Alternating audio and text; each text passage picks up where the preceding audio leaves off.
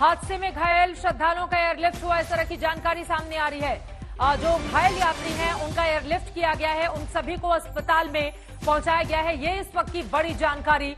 लोगों की कैंप से किस तरह से गुजरा पानी वो आप देख पा रहे हैं टीवी स्क्रीन पर। बादल फटने के बाद सैलाब में बह गए कुछ टेंट, कई लोग लापता भी बताए जा रहे हैं। हालात को नियंत्रित करने की कोशिशें लगातार जारी हैं। अमरनाथ हादसे में 5 लोगों की मौत की खबर भी सामने आई है, जबकि बादल फटने से सैलाब में कुछ टेंट बह गए। कुल कितने लोग लापता हैं इसके बारे में कोई जानकारी अब तक सामने नहीं आई है, लेकिन चूंकि सभी का रजिस्ट्रेशन होता है अमरनाथ यात्रा के लिए, जितने लोग जाते हैं और सभी की काउंटिंग होती है, इस वजह से जल्द ही इस बारे में और ज्यादा जानकारी उम्मीद की जानी चाहिए कि मिल जाएगी। अशरफ वानी हमारे संवाददाता जुड़ चुके हैं ज्यादा जानकारी के साथ। अशरफ, अभी की क्या स्थिति है, क्या जानकारी मिल रही है? जो जानकारी मिल रही है, मेरी कुछ लोगों से बात हुई है जो वहां पर भंडारा चलाते हैं, कुछ सुरक्षा एजेंसियों से बात हुई है। अफरा तफरी इसलिए मची हुई है क्योंकि कुछ लोग मिसिंग है। अभी पता नहीं है कि क्या वो फ्लैश फ्लड की जद में आए या फिर वो आसपास अपने बचाव को लेकर दाएं बाएं पहाड़ियों में हैं। लेकिन अभी जो है, क्योंकि बारिश नहीं हो रही इलाके में, फ्लैश फ्लड का पानी कम हो गया है। जो शुरुआती जानकारी मिली है, करीब 20 के करीब जो टेंट्स हैं, जिनमें जो छोटे छोटे टेंट्स होते हैं जिनमें रात को श्रद्धालु रुकते हैं, वो डह गए हैं। कुछ भंडारे थे जहां पर खाने पीने का इंतजाम श्रद्धालुओं का होता है, वो डह गए हैं। वहां पर जो काम करने वाले लोग थे वो अभी क्योंकि अफरा तफरी, जब ये क्लाउड बर्स्ट हुआ था, जब फ्लैश फ्लड आया था, तब अफरा तफरी इलाके में मच गई थी। तो उसके बाद जो है ये लोग क्या दाएं बाएं कहीं निकले हैं, फिलहाल उनको खोजने की कोशिशें हो रही हैं।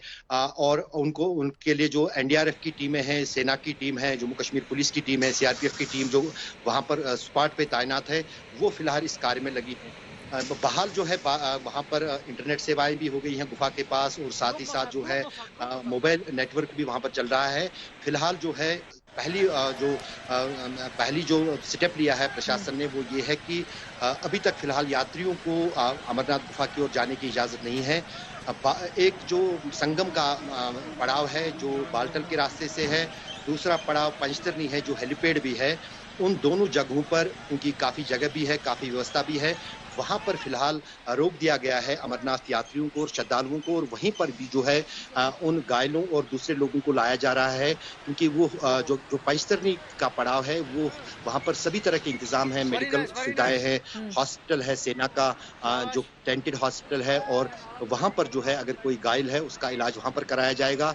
दूसरी तरफ से जो है जम्मू कश्मीर के राज्यपाल, जो कि अमरनाथ श्राइन बोर्ड के अध्यक्ष भी हैं, वो पूरी निगरानी इस पूरे पर रखे हुए हैं खुद, और उसके साथ साथ जम्मू कश्मीर का प्रशासन भी इसी में लगा हुआ है कि कम से कम लोगों का नुकसान हो। अगर कोई घायल है उसको किस तरह से जल्द जो है उसकी चिकित्सा हो, उसका इलाज करवाया जाए, उसके लिए सभी तरह के प्रयास जा रहे हैं। लेकिन बड़ी जो रुकावट इसमें आ रही है वो अंधेरा है, क्योंकि शाम का समय हो गया है। गुफा के पास तो 8 बजे तक रोशनी रहती है और उसके बाद धीरे धीरे अंधेरा हो जाता है।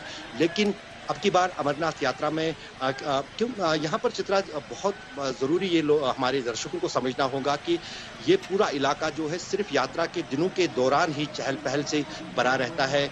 सुरक्षा बलों की तैनाती 1 महीना पहले होती है, सेना पहले जाती है, उसके बाद बीएसएफ, आईटीबीपी, पुलिस और बाकी जो जम्मू कश्मीर सरकार और अमरनाथ श्राइन बोर्ड का अमला है वो वहां जाते हैं। पूरी साल भर की तैयारी होती है इस अमरनाथ यात्रा के लिए। तो वहां पर कोई परमानेंट ढांचा नहीं है या कोई परमानेंट व्यवस्था नहीं है, सब कुछ जो है वो टेम्पररी होता है। तो जाहिर है कि अब की बार यात्रा अमरनाथ यात्रा के मद्देनजर ही सारी तैयारी की जाती है। पहले से इन तैयारियों का जायजा भी लिया जाता है, कहीं कोई कमी न रह जाए, इसकी भी पूरी व्यवस्था की जाती है। और सुरक्षित पूरी तरह से यात्रा चले, इसको लेकर भी वहां पर प्रशासन लगातार सजग बना रहा। यात्रा सही तरीके से चल रही थी, लेकिन मौसम की मार ऐसी पड़ी, बादल फटा और उसके बाद सैलाब अपने साथ सब कुछ किस तरह से बहा ले जाने पर आमादा है। तस्वीरें आपके सामने हैं, तस्वीरों के जरिए ही आप समझ सकते हैं कि क्या स्थिति इस वक्त बनी हुई है। लेकिन अशरफ, आपने कहा कि रात 8 बजे तक थोड़ा उजाला वहां पर होता है, तो क्या ये माना जा सकता है कि तब तक जल्द से जल्द स्थिति, क्योंकि बड़ी तादाद में लोग वहां पर हैं, सभी का रेस्क्यू किस तरह से किया जाएगा, उनको कहां लेकर जाया जाएगा,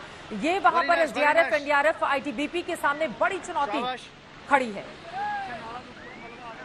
चित्रा न सिर्फ एनडीआरएफ और इसके लिए जो आईटीबीपी है, बल्कि महत्वपूर्ण यहाँ पर सेना की भूमिका है और सेना जो है सबसे ज्यादा जो कार्य है अभी रेस्क्यू और रिहेबिलिटेशन का, वो सेना ने अपने हाथ में लिया है, क्योंकि आर्मी के पास इस तरह के सभी अरेंजमेंट्स होते हैं जो इस तरह के हमने केदारनाथ में भी देखा था। जब आपदा आई थी तब सेना ही सबसे पहले वहां पर मदद के लिए सामने आई थी। यहाँ पर भी सेना ने कमांड संभाली है। जितनी भी बाकी एजेंसियां हैं वो सेना की देखरेख में जो है ये रेस्क्यू काम करेगी। लेकिन जो मैंने शुरू में आपको कहा कि राहत की बात यह है कि ये पहाड़ी इलाका है, फ्लैश फ्लड क्लाउड बर्स्ट के बाद आया। पानी का बहाव जो है बहुत तेज था। जो हमने तस्वीरों में पहले दिखाया वो भी कुछ मिनट के बाद वहां पर ली गई तस्वीर थी, लेकिन अब पूरी तरह से जो पानी का बहाव है वो रुक गया है। ये अगर हम तस्वीरों में भी देखें और इस इलाके को पूरा देखें तो अमरनाथ गुफा जो है वो पहाड़ की चोटी पे है। वहां गुफा तक पहुंचने के लिए सीढ़ियों का सहारा श्रद्धालु लेते हैं और अगर दाएं बाएं सीढ़ियों को देखें तो एकदम चट्टान में ये अमरनाथ गुफा है।